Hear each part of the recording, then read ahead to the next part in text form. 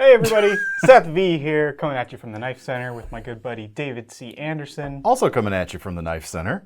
And today we were challenged by our friend Michael Emler, designer of the Artisan Cutlery Sea Snake, by the way, and owns a sharpening service, to show off 5 knives that make us smile or make us happy. So we each brought 5 in. We're going to share them with you guys today. Let's do it.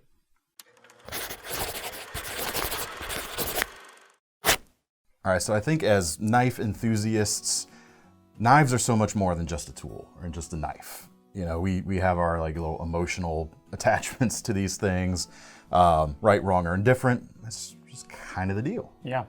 So I've got 4 things here. Okay. Because my 5th, I'm hiding it until the very end. All right. Because I think it might shock you both, you and Thomas, behind the camera. Okay. But I'm it excited. be a stun gun. It's not a stun gun, because this is not a stun gun video. But this is a fun chance to just kind of talk about the things that make us happy and the things that, you know, kind of feed our passion for the knife community, the knife industry. So why don't you go first? Sure. Yeah, I've been seeing these videos pop up ever since Pete over at Cedric and Ada started the whole thing going. He originally called his video 5 Knives That Make Me Happy, but I guess there was some maybe Australian English to American English mistranslation along the way. North of the equator, it's smile. South of the equator, it's happy. It makes total sense. Yeah. Total sense. Trust the science. So I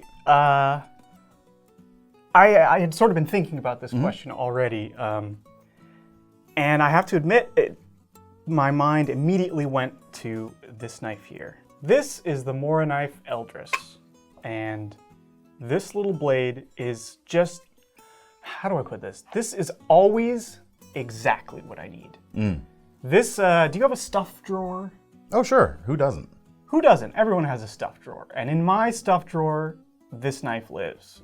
And as a result, it probably gets more use than literally any of my other knives. And even just looking at it, there's something a little happy about it, you know? Yeah. It's not worried about being, you know, too, you know, tactical or anything else. It's just No. a nice little knife. Unapologetically small, even runty. Like, Yeah. the next biggest Mora is probably a good 2 inches bigger. Yeah. You got about the 4-inch range on the Pro Series. Yeah. It's just so fun to use. If you keep this thing sharp, it'll push cut through anything. The stock is thin enough where the Scandi grind doesn't really pose much of a problem with slicing.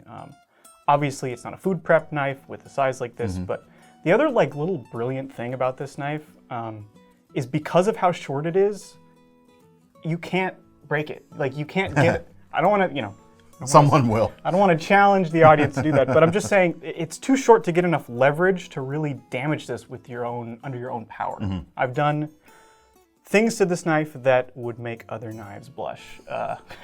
Prying with it, smashing up ice at the back of an old freezer that was long gone. Literally anything. I'll just, if I need it to have an edge and I need to apply some force, this is a knife I grab. Well, I think like more than you know, one of the things, the more you use any given knife, the stronger your bond becomes with it. Oh yeah. You know, the personality of it, the everything. So that's bound to create some good smiles. I love your edge on it. You've you know, maintained it over time. There's a little bit of a convex to it now, and nice reflectivity off of it. Man, you can just look at that and know that it's gonna just split hairs in half. Yeah, I do keep it. Well, I let it get pretty dull because I do use it, but I stropped it back into shape ahead of this video because I knew I was going to be showing it off a little bit. But I do try to keep it sharp. Man, this design, I really think everyone should own one. I give a lot of these as gifts. It is so approachable too.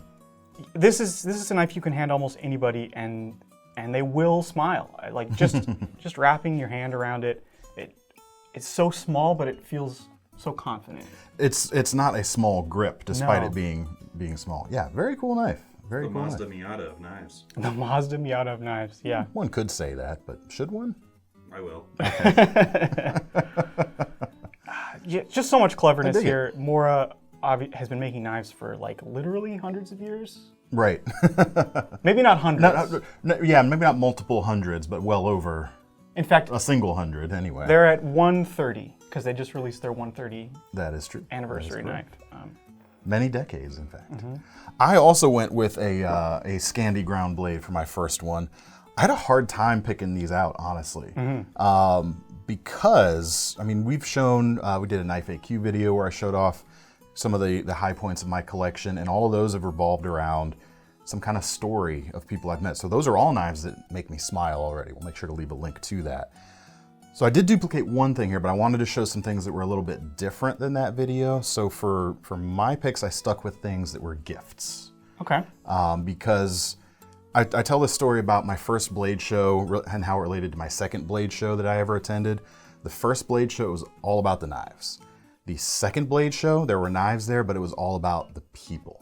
The people I had met, the connections I had made, the friendships that I had nurtured and gained. Yeah. And the knives are about the people. So I wanted the picks here to kind of reflect that a little bit. The first one here is from one of the most important people in my life, my wife. Got this for me for my birthday, which if you know, like, it's hard to shop for an enthusiast for a gift. Yeah. And do it successfully, and she nailed it with this guy right here. Reason is, I'm not the only David Anderson, spelled S-E-N, with a connection to the knife industry. David Anderson, spelled the right way, is a Norwegian silversmith, actually. Been going around a long time, and he's done some knife builds over time, and this is a David Anderson. It has his name right here. It's not my name on the front. Wow. It's not a David C. Anderson. It's a David Anderson from Norway. And she found this and surprised me with it, and just, wow. Really well done. That's so cool. And I'm pretty sure that the blade here is a factory blade, that this was just a build around a factory blade. You can see some kind of telltale marks from that. He sanded it up and finished it out a little bit better than the factory finish, but there's still some clues in there that I can see. But here it's mostly about the silver fittings, both around the ferrule here, in front of the birch handle, and on the sheath. Obviously this is very old and patinaed, but I'm not gonna clean this up. You know, let it have the character. Yeah. Has some guy named Terry here on the front. Terry. 1985. I'm not sure if that was a birthday commemoration or when this was actually made or put together. But how cool is that? You see his name, David Anderson, there on the back as well. Oh yeah. So that's so cool. He mostly does more with jewelry than knives, but that's also part of why I tend to use my middle initial as well, because, you know, A bit of overlap there. differentiate. Yeah. But the knife itself is really cool too. Interestingly enough, the blade itself is a little off kilter. It's not, it doesn't come out of the handle completely straight, but man, I don't care. That's just a whole lot of fun right there. Wow. That is so interesting. I did assume that was your name just engraved on the blade. Yeah, nope. No, sir. That's so much more interesting. Right? Yeah. Yeah. We have a glitch in the matrix. There's more than one of us. But I mean, that lives. I have a glass case in my house, but I have rigged up some lights in it with some of my my fun knives that I like to just look at. Front and center, right there. It's one of my favorites, and I always smile when I pick it up. Nice. Comfortable too. Oh yeah. Not huge. It's not as hand-filling as your Eldris, but it is still pretty darn comfortable. Yeah. Cool. Very nice. That is a special knife. Very, very, very special indeed. All right, what about your next guy? Speaking of knives with stories, this is my Spyderco Delica with the Wave. And this really was the first knife that taught me the utility of carrying a knife every day. This is the knife that made me a knife guy, I think. That's cool. Yeah, I had owned a couple of knives before, a couple of nice knives before. Even I had owned a Spyderco Dragonfly. I'd owned a Kershaw Skyline. Those are now discontinued, but that was kind of a cool knife. Not the back in day. Dragonfly, but the Skyline. Yeah. Yeah, Dragonfly's still around, luckily. But this was the first knife that I just genuinely found so useful that I had to have it in my pocket every day. The clip has shown where, but I mean, I wore this. I had a summer job with a moving company. It was constantly in and out of my pocket. I loved the wave for that because I could have, one hand stabilizing something and just instantly have an edge to make whatever cut I needed to put it away. It opens bottles too. So it's a multi-tool. It is a multi-tool. I took this on tour when I was making my living as a professional musician. So this, was much more than just an everyday carry knife. It was my only knife every day. Doing food prep, really anything. So it's got to just, like when you carry it now, it's got to just take you back to some of those times. Yeah, it's filled with the memories of all those days I carried it. And I still this is still my go-to folder for when I don't know how hard I'm going to have to be on a knife. Like, say I'm moving or doing some big project, and I might not want to use something super fancy, but something that I know I can rely on, that I know is going to be sharp, that I'm comfortable with. This is it. This is still the one. I've got a Gen 3 Delica that kind of fulfills a very similar role for that. If I just don't have to worry about it, I'm going to grab it, it's going to work, no fuss, no muss. That's funny. Yeah. Yeah, it's a thoughtless choice. And the blade grind, it's not the peak performance of slicing for a Delica because of that saber grind, but the stock is thin enough. It still cuts just fine, and it's kind of a little bruiser with that. It's a little saber stouter. grind. Yeah. Yeah. I dig it. Super tough little guy, and it still makes me smile. The design itself, I love using. It's ugly and beautiful all together, and yeah, charged with lots of great memories. Excellent. All right, so my next knife, I don't have any, tales of hard use and daring do like your Delica there. This knife, it's a Camillus Heat with Robo Power, which of course is just their assisted opening mechanism. This was made in Taiwan, but it was made before 2007, before the bankruptcy of the U.S. version of Camillus. Something I liked a lot when I was younger, but never had one. And I was actually gifted this by Ethan Becker. Seems kind of random, but the Becker knives were made by Camillus in the past, and this is a Daryl Ralph design, and Ethan is a bit of a friend with Daryl Ralph as well, so there's a connection there. The first time I met Ethan was at a blade show, speaking of the people at blade shows, and a couple months after that, he had me down to his place in Tennessee that he had at the time to see his design reference library, amongst other things, which is just what I call my knife collection now too, right, yeah. Because it's, legitimizes it a little bit more. And he had drawers upon drawers of things, nice things, humble things, everything in between. And it's funny watching Ethan look through some of the knives because he'll pull a thing out and looks at it like he doesn't even remember why he has it. And he's like, this, oh yeah. He sets it down. And I pick it up, it's like, oh, check that out. I remember those back from when I was like really, even before I started to be like a consummate knife guy, I remembered these and remembered thinking they were cool. And I said something like, I remember really wanting one of those back in the day. Ethan takes it, closes it, looks at it, goes, put it in your pocket. You serious? That knife to me speaks to the generosity and the friendship of that man, of Ethan Becker. I mean, he is truly one of the best. Would give you the shirt off his back if he thought it could help. And just a little kindness. He said, here, take it. Cool. That's great. I'd love to get a knife from Ethan Becker one day. Stick around with me. I might bring you by sometime.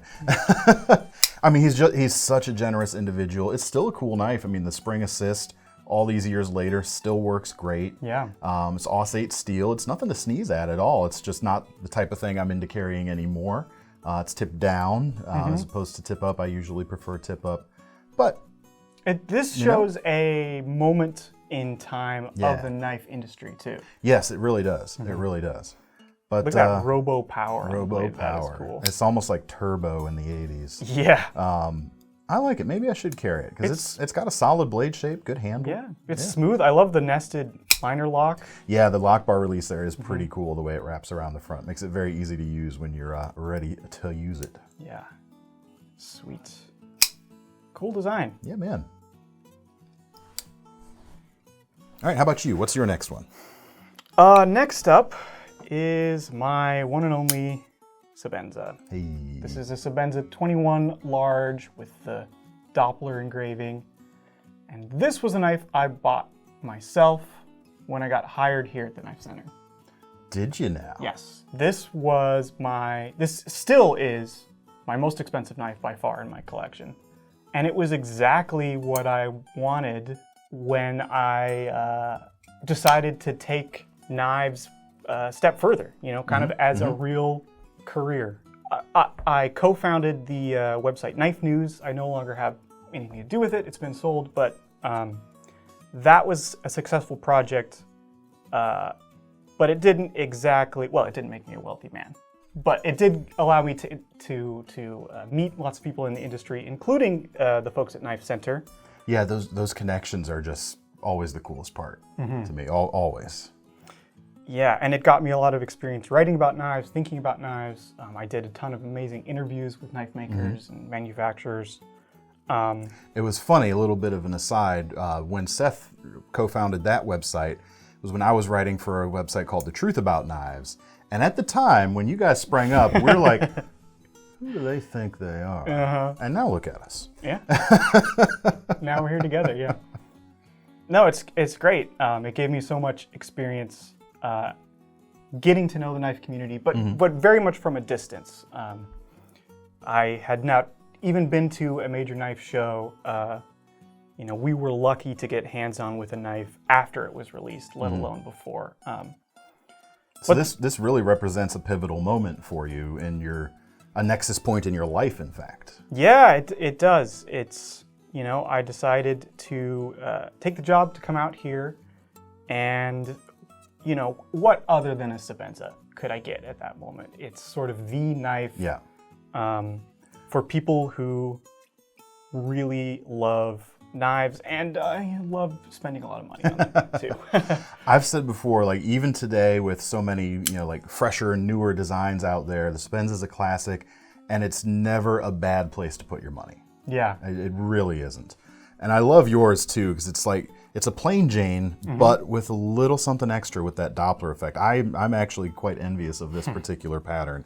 I think it's the bee's knees, so to speak.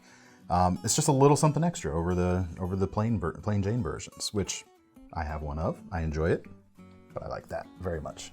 Yeah, it doesn't really do anything for like the grip. It's much more subtle in person than it may look. So it feels just like a plain Jane, but yeah, the look is great. And it spoke to me, again, as a musician at the time, moving kind of from full-time music to full-time knives. Here's a knife that exhibits some of the properties that I was sort of manipulating in the past. The sound, I still am a drummer, but so this is maybe a cymbal crash.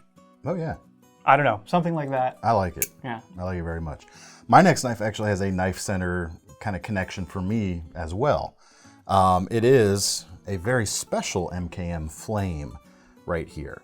So when I first started working at the KnifeCenter, like within the first month, we'd gotten a large shipment of MS3s from Michael Ziva, which is what this flame was based on. Right.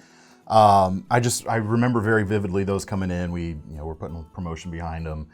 They were just everywhere, it seemed to me, in those early, very distinct days. Always liked it. I have one of those. I like it very much. But again, the connections I've made since coming to KnifeCenter are dozens fold over back at the blog I used to write for. And it's funny, you meet a lot of people, a lot of company people that work for other companies that are there and do a great job. Not all of them are like crazy knife people like we are. Some of them are though. And this guy, Igor, our rep over at MKM, when we first met, it was at a couple of SHOT shows ago, and he's a big smiley guy that likes knives. I'm a big smiley guy that likes knives. And we hit it off, we bonded. Yes, we have a professional relationship, but a bit of a friendly relationship as well. And this was a special edition version of the Flame. They were all numbered. They had like, if I'm giving anything away behind the curtain, Igor, I'm sorry.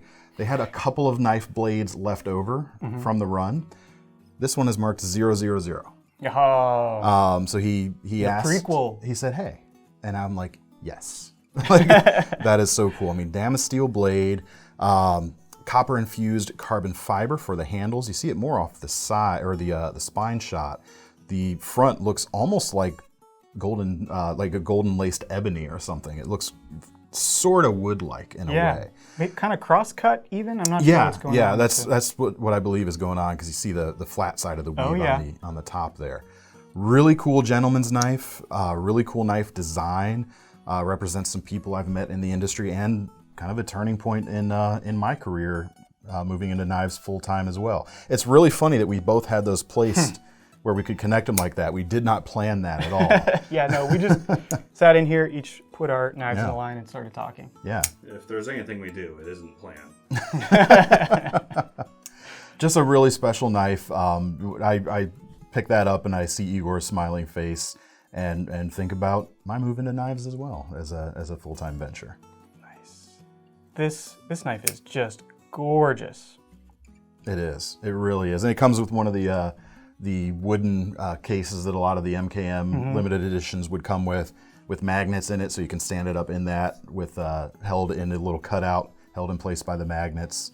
Just such an awesome presentation and such an awesome gesture too from the guy. Beautiful. Yeah, I love it. Very, very cool knife. Okay, I guess that brings me to my fourth pick, which is another Spyderco, which makes sense. Given that more than half my collection is Spydercos. This is the Little Nalaka. This was a flash batch, which is what Spyderco calls their production runs that are only made once. So, not like a sprint run where a variant is only made once. They only made this entire knife the one time. Exactly. Yeah, so they tooled up just for this run and then it's done. And it kind of makes sense for this design. This is a design that flies too close to the sun, I would say. What do you mean by that? Well, do tell, do share. I don't say that in a critical way, but the whole kind of unique thing about this design is it's zero grind. The primary blade grind comes down almost completely to the edge. There's Just a little micro bevel? Little micro bevel. But other than that, it's as thin behind the edge as it can be, and as a result, this knife cuts amazing, as you can imagine. But it makes it rather delicate, too. It was an intentional compromise in qualities that Spyderco, decided to do to deliver maybe the finest cutting knife they've ever made. If you want to go by just edge keenness. Well, and that makes sense because this is a Pekka Tuominen design who I've had a chance to see some of his custom fixed blades in person. Obviously, you can see the Finnish Puukko influence on this particular knife, and he makes Scandi ground knives that come right down to a zero bevel. And his work is just impeccable. Like you start salivating as soon as you pick one up. So it makes sense that they went with that particular choice on this knife. I didn't even know that until you told me because you've shown this to me before. And you can see a little bit of that micro bevel there, but it is super, super thin. Yeah, I do carry this knife and use it, but I usually have another knife with me when I'm carrying it, just because I am aware of that toughness limitation and I would hate to damage the knife. So what is it then that earns its spot on the list? Like when you pick this knife up, it makes you smile. What's the reason for that? Because it's a cool knife, but what is the reason for that in this case? I just love that they went there, that they really did put a zero grind on this knife. Despite potentially having knives returned because of edge damage in the future, or people having bending it or chipping it. I mean, none of that has happened, but Spyderco knows that it's possible, and I know that it's possible. and I willingly make that sacrifice every time for the beauty and capability of this knife. I mean, it is like a little whisper of a blade. It is just nothing. If you put your fingers here and feel the edge, it disappears under your fingertips. I dare not even do that. It's it's just beautiful. And then when you actually use it, it's such a joy. I mean, it's really effortless. The word whisper comes to mind again when you have a blade that just goes through a thing. Yeah. Yeah. I like it. They went there. They did it, and the knife is beautifully finished too. I mean, I love the ivory G10. It makes a kind of a squeaking noise when you unlock it. And that's a positive thing? It's a quirk. This is a quirky knife. I like its quirks. Let's. You're losing the audience now. They're not with you anymore. Okay. Look, it's my list. Yes, that is true. That is true. Yeah. All right. I had to have a Nesmuk on this list. And again, I had a hard time picking which one. I kind of wish I brought back the camp muck that the LT Wright folks made for me when we hit 100,000 subscribers here at the channel, because that one was really cool. And I have such a strong relationship with those folks too. They are going to come in here in a minute though. But in the end, I went with the one knife you guys have seen on that other video that he mentioned before. I did pay for this knife. I did not pay what I should have paid for this knife. So it still counts as a gift? Yeah, there was, Todd probably, this is a TM Hunt Nesmuk, a one-off. This shape is not one he has on a standard model. And he charged me probably half of what he could have easily been justified charging me for this.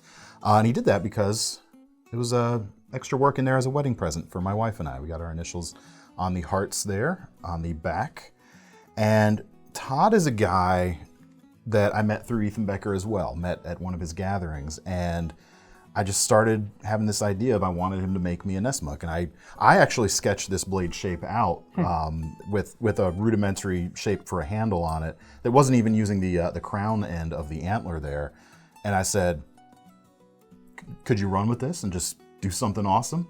And he's like, yeah, sure, old buddy, as he's wont to say. 01 steel on this guy with the antiqued finish. Really excellent file work. I mean, the word I always think of this is when I see this file work to describe it is it's intense. I mean, it's not just lightly scored in there. It is definitive. Yeah. You've got almost looks like rope kind of. That's the pattern. Up. It's his rope pattern okay. File work. You got it there. You got it there on the ricasso. And the little details abound here. There's file work on the sides of the brass here, peening on the top. So many cool little details, the little mosaic pin, the red spacer. The kind of bone color and red is one of my favorite combos. It just works so well. And then the sheath on top of that. Rattlesnake inlay there on the front. Tine ends for the toggles there. Nice thick, hand stitched. I mean, this is another one that has prime positioning there because, I mean, let's see. Ooh. Yeah, he's smiling too. Yeah, this is a special yeah. knife. Look at the peening. Yeah. On the guard there. From every angle, this knife something reveals going on. Something awesome. Yeah. I love the way the handle is asymmetrical. Yeah. Kind Natural materials, man. Yeah. Kind of for a righty, but hey, that's you. Yeah. It's just so cool. I mean, I feel so fortunate to know Todd pretty well, and to have just a truly one-of-a-kind piece of art from him is cool too. I mean, if I could have one or the other, I'd take his friendship, but truly, I mean, you know, feeds me beers, you know. It's an awesome knife. This file work is crazy. Yeah, yeah.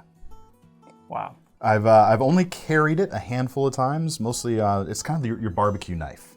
When you're wanting to show off at the cookout, you know. I've carried this at KnifeCenter Christmas parties. Nice. Yeah. Love that knife. Maybe one of these days we'll do a Nesmuk collection video. That I'd like to see.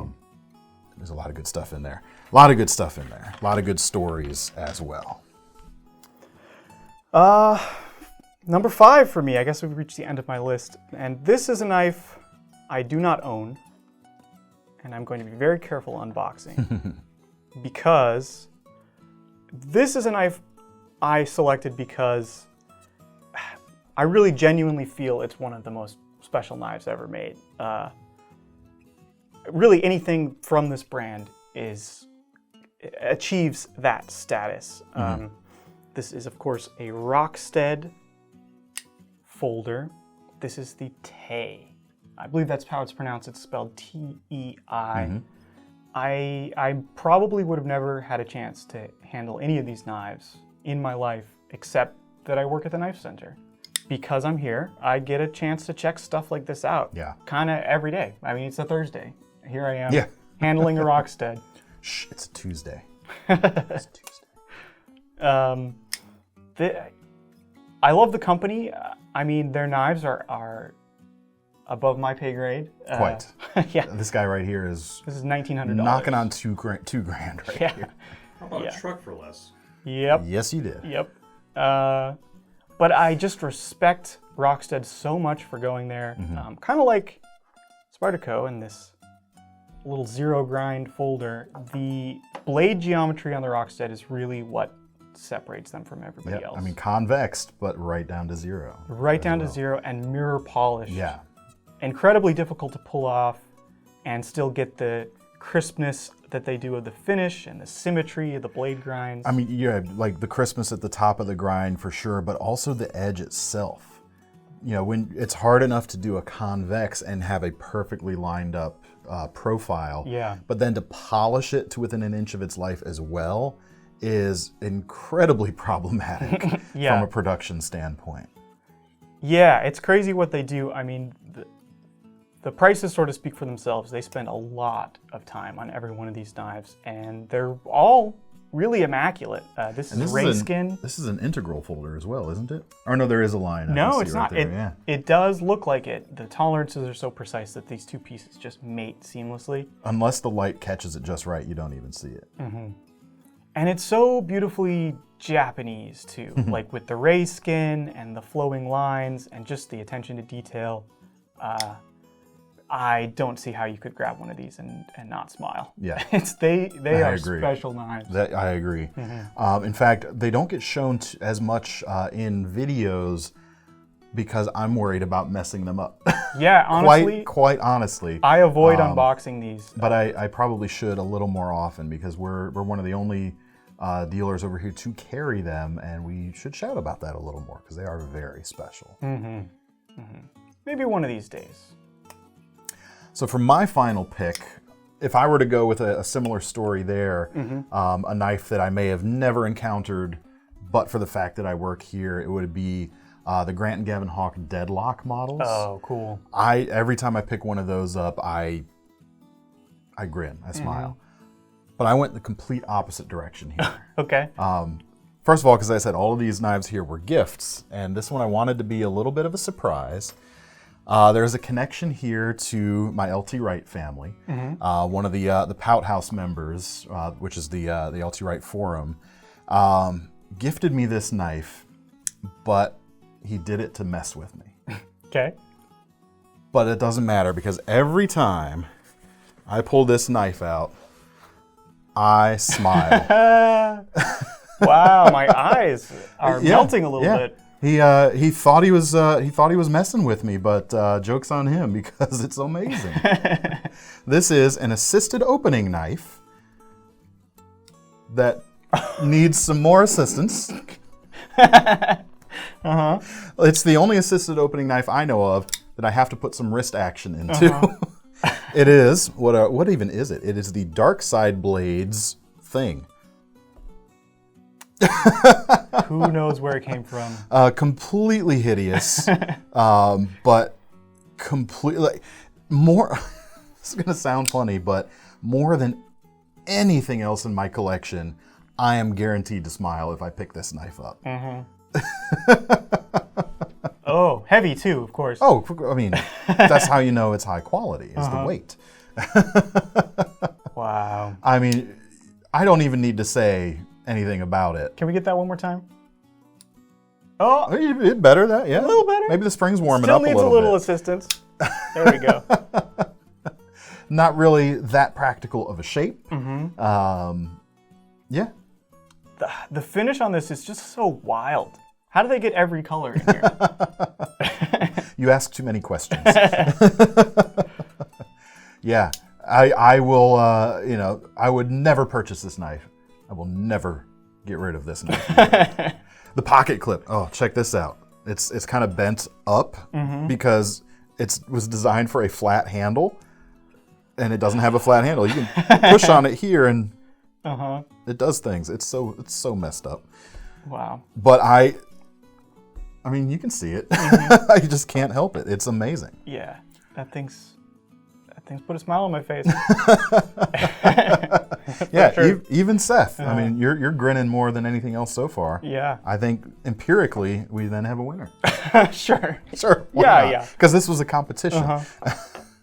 Well, thanks to our friend Michael Emler for kind of throwing this challenge at us. I had a lot of fun. Oh yeah. This was fun to pick. You know, you mentioned it being hard to narrow it down to 5. I think 2 right away I locked in on, and then the other 3 I perseverated over. Yeah. It was tough. No, really fun. We're going to call out a couple other channels in our description as well to hopefully take up this challenge on their own as well. Yeah. This is the part where I say if you want to get your hands on any of these knives, we'll leave links in the description. You can buy that Rockstead. You can buy that Rockstead. You can buy the Eldrises or the Delicas, and you can buy an MKM Flame. I think Camillus actually might have brought back the Heat. Oh. Or at least they did for a little while. That's cool. If you don't mind an assist, that made a great impression. It's a good shape. It's a good shape. Yeah. So we'll leave what links we can in the description down below. And while you're over there, make sure you sign up for our Knife Rewards program. So when you spend your money on one of these knives, you can earn some free money to spend on your next one and hopefully make some smiles in the process. I'm David C. Anderson. I'm Seth V. From the Knife Center. We're signing off. Bye. See you next time.